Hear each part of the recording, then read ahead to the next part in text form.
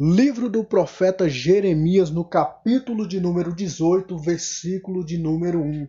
Assim diz a palavra do Senhor. Veio a Jeremias a palavra do Senhor dizendo: desça à casa do olheiro e ali te falarei as minhas palavras.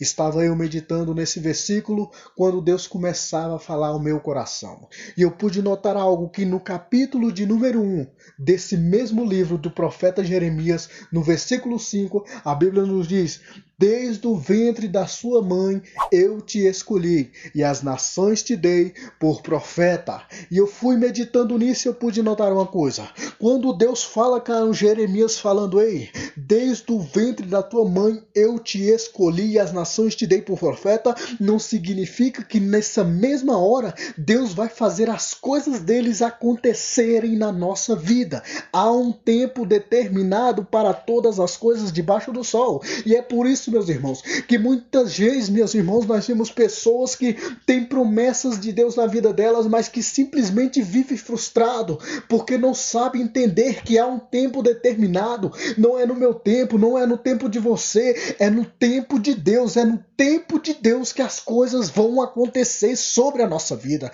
Primeiro passo, quando Deus escolheu a mim, quando Deus escolheu você, eu não sei você o caso, mas eu vou falar de mim mesmo. Deus me escolheu desde o ventre, porém eu vivi uma vida de cachaçada, eu vivi uma vida de drogada, eu vivi uma vida de adultério, de prostituição, de toda coisa ruim na terra, mas até que chegou um dia de Deus, o tempo de Deus chegou sobre minha vida e o Espírito Santo de Deus falou: eu te escolhi. E a partir do momento que eu aceitei Jesus, Ele começou a fazer o sobrenatural acontecer na minha vida. Entenda uma coisa. Primeiro passo é você confessar diante dos homens. Depois que você confessa diante dos homens, ele fala: desça para a casa do oleiro. Onde é a casa do oleiro?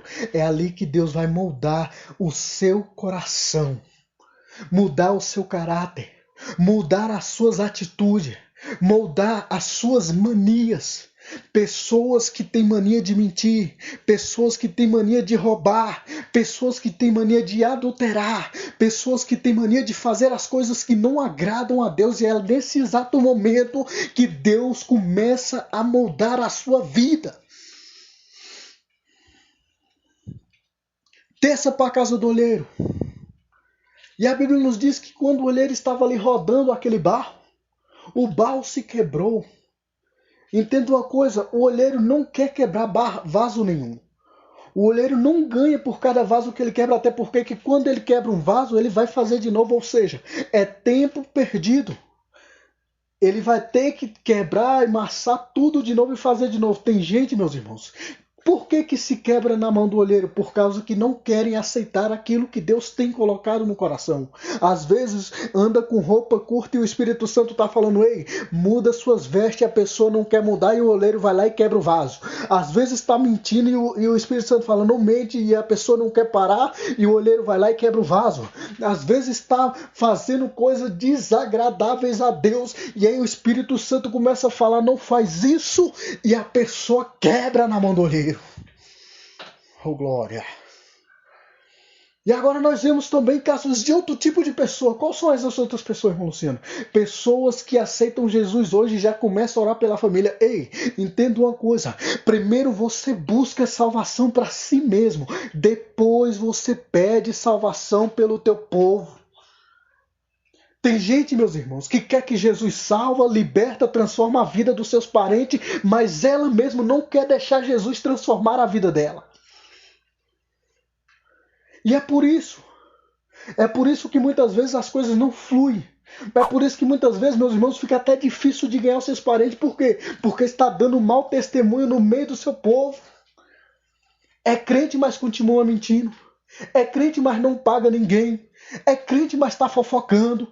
É crente, mas está metendo a língua em gente. Então, meu amigo, primeiro você passa pelo processo do olheiro. Depois que você sair da mão do olheiro, você apresenta a Deus a vida do teu povo.